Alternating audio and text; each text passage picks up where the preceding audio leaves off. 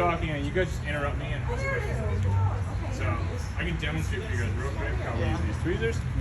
It is much harder than it looks sometimes. Here's Zilla. So she takes it pretty well. So you could put the tweezers through kind of like this, show up an easier time. And yeah, if you want to do. and yeah, if at any point you guys want like a group picture, we can take care of that. I'm just so amazed.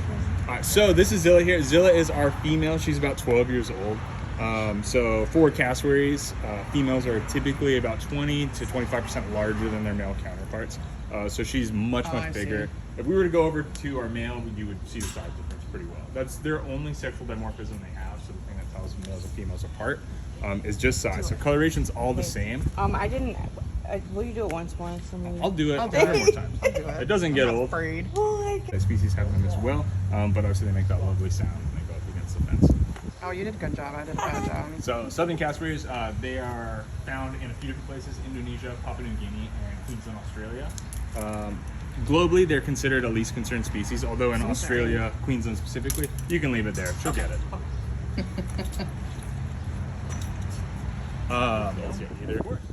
And then spend the rest of her life here as of right now. Zilla here, she originally came with her brother. Her brother has since gone out to another zoo. And then we have our male, his name's Radar. You can see him from the top of the bridge if he's standing in the right spot. But as of right now, he's mostly off exhibit. Oh, okay. Grapes. So pretty. Yeah, so southern cassowary have a few really cool things. These are actually my favorite species on the planet. So I could talk about them literally all day. That's why I normally sign up to do these tours. Just that, and one kind of their egg laying, incubation, and chick rearing is very different than most other animals on the Hold planet. on, I want to hear the Oh, how it runs? yeah.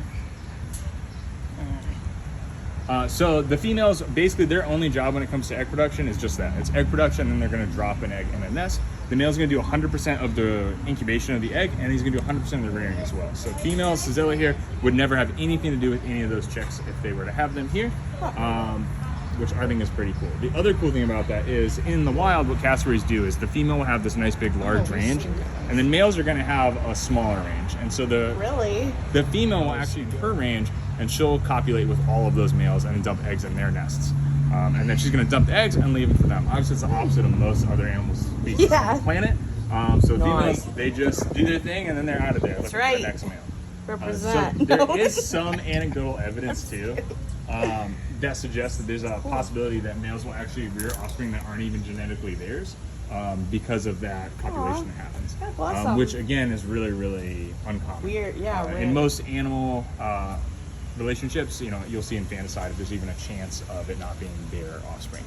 So it's a really cool, unique thing. These guys are considered the most dangerous bird on the planet. They get that title because they have, if you look at the inside digit of both of her feet, she has what we call the killing claw, which is a really long dagger-like nail she has on her feet. The reason why they call them that is one thing that they'll do if they're feeling threatened is they'll jump up and they'll kick with both their feet at the same time. They can jump about 5 to 6 feet in the air, so they can jump really high, and then they can kick with those. There's only been 2 reported deaths that I've ever been able to find that happened from southern cassowary. One of them was in the 30s.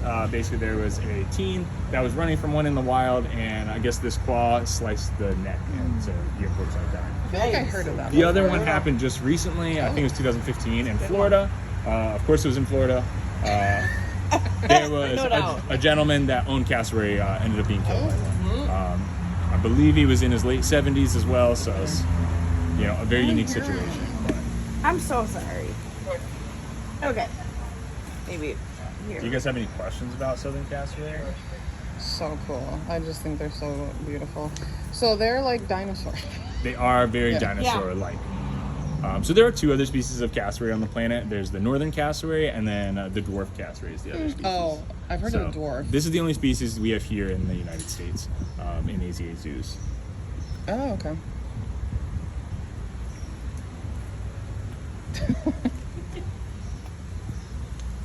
Oh, you're out. I am. Go ahead. Huh? Take more of mine. She'll keep eating all day long, so.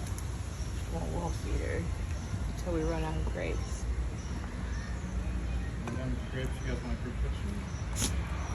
Yeah, we got a few more. Hold on a second. Sorry.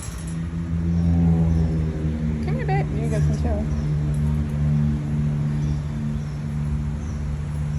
Nice.